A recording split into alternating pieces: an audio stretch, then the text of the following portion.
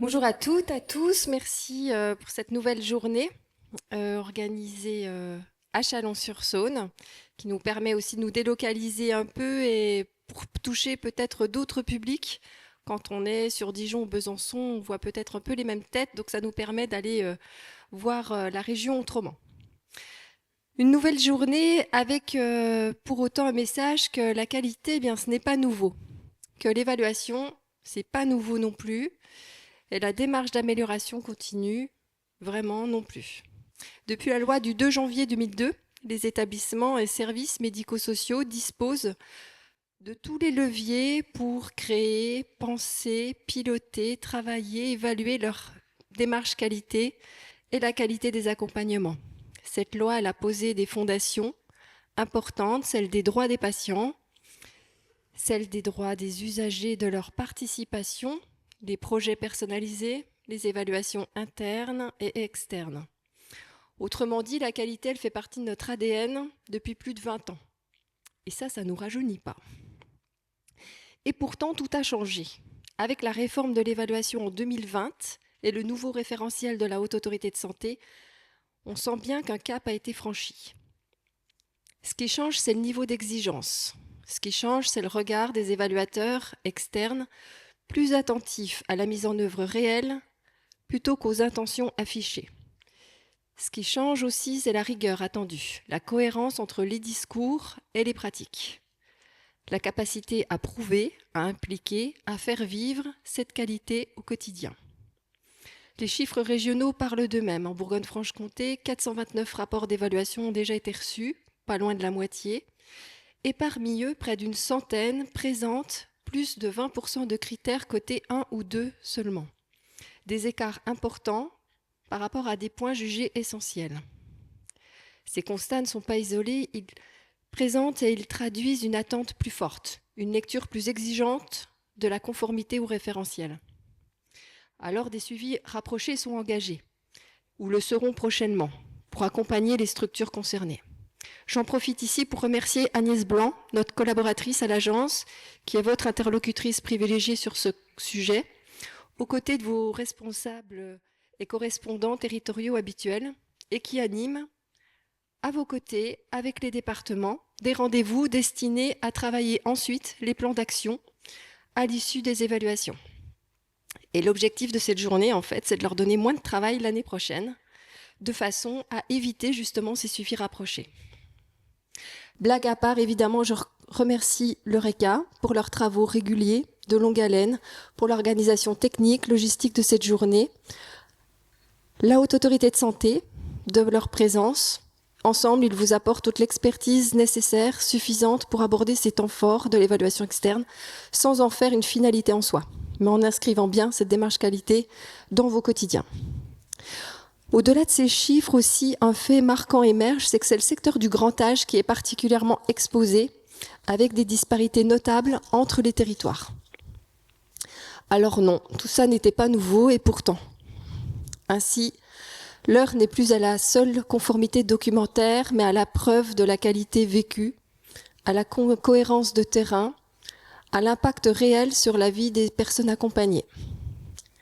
Ainsi, au cœur de chaque démarche, il y a d'abord le service rendu, la qualité de vie des personnes âgées ou en situation de handicap, la confiance de leurs proches, la fierté, la reconnaissance des professionnels et à travers eux, toute l'image positive d'un établissement.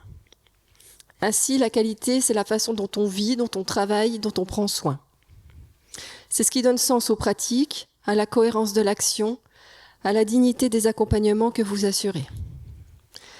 Ainsi, cette journée régionale, co-organisée par la Haute Autorité de Santé, l'ARS, le réseau RECA, s'inscrit dans cette dynamique. Elle invite chacun à prendre la mesure des attentes, partager les expériences, identifier des leviers et préparer dès maintenant, fin 2025 ou début 2026, pour ceux qui seront donc engagés dans cette évaluation externe, car vous serez nombreux encore cette fin d'année et l'année prochaine à y entrer. Parce qu'au fond, l'évaluation, ce n'est pas une formalité, c'est un miroir exigeant, mais juste, qui vous aide à progresser, à nous interroger et à faire de l'évaluation non pas une obligation, mais une conviction partagée. Une conviction tournée vers l'essentiel, le bien-être des personnes accompagnées, la fierté de celles et ceux qui les soutiennent chaque jour. Donc merci à vous d'être présents aujourd'hui. Merci par avance de votre implication sans faille dans cette évaluation prochaine qui arrive, au nom des résidents, de ses bénéficiaires, de leurs proches et de vos collègues. Merci. Merci Madame Méli pour ces propos introductifs qui donnent du sens à ces démarches qualité. Quelques éléments et informations logistiques. Vous disposez chacun de badges. Au verso de votre badge et présentez le programme de la journée. Au recto apparaissent vos noms. Alors vous verrez apparaître un bandeau de couleur. Ce bandeau, on l'a voulu aussi pour favoriser les échanges et les rapprochements qui pourront se nouer spontanément entre structures. Donc le code couleur que l'on a utilisé, c'est vert personne âgée, gris intervenant et en plus il bénéficie d'un cordon rouge. OG, organisme gestionnaire. Alors, certains vont pas se retrouver dans cette organisation-là, mais c'est parce que vous avez répondu à notre questionnaire d'inscription que vous représentiez l'organisme gestionnaire. Donc, ça peut être un établissement ou un organisme gestionnaire à part entière.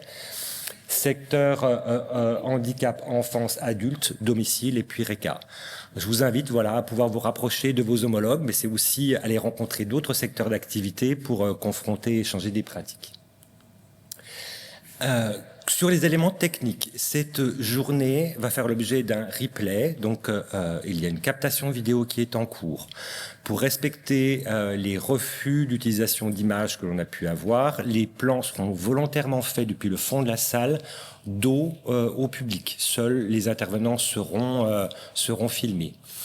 Pendant les questions-réponses, si vous souhaitez vous exprimer, on vous invite à vous présenter et à poser votre question. Si vous ne souhaitez pas que votre voix soit enregistrée, nos deux collègues qui vont s'occuper des micros ont des petits formulaires sur lesquels vous pouvez poser votre question éventuellement. Des consignes aux éléments techniques, vous avez vu qu'il y a 3 caméras en fond, donc si vous pouvez éviter les mouvements devant les caméras, de lever pendant les prises de vue et de circulation, donc on vous invite sinon à passer par les extérieurs. Je crois que sur les éléments logistiques, tout est dit. Donc le programme de cette matinée, la parole tout d'abord à la Haute Autorité de Santé pour aborder ce qu'est cette nouvelle évaluation, la philosophie, la mise en place de cette démarche et du référentiel, la présentation des méthodes que peut-être vous connaissez déjà, des éléments de bilan national, parce que maintenant on est sur une démarche qui est entrée en vigueur et qui apporte des enseignements et qui ont amené des évolutions et des nouveautés qui seront abordées. 10h40 par la Haute Autorité, par l'ARS, des présentations cette fois-ci spécifiques à notre région avec des éléments de bilan régional qui sont aussi complémentaires au bilan national que va présenter la Haute Autorité de Santé et qui apportera aussi des éléments de connaissance de ce qui est mis en place en région pour accompagner les établissements. Donc 2 temps de présentation avec support qui seront utilisés par les intervenants, 15 minutes de questions-réponses conjointes HAS-ARS. Voilà, n'hésitez pas, si vous avez des interrogations, à les exprimer. 11h45, nous bénéficierons d'une présentation en distanciel sur une recommandation de bonnes pratiques autour de la vie affective et sexuelle avec un intervenant de la Haute Autorité de Santé qui sera en distanciel, donc 20 minutes de présentation et 10 minutes de questions-réponses. Voilà pour le programme de la matinée. Donc je vais laisser la parole à la Haute Autorité de Santé, à Madame Bartelier qui est adjointe à la chef de service évaluation, Noémie Guiton qui est chef de projet, toutes les deux au sein de la direction de la qualité de l'accompagnement social et médico-social, la DICASM, de la Haute Autorité de Santé. Merci.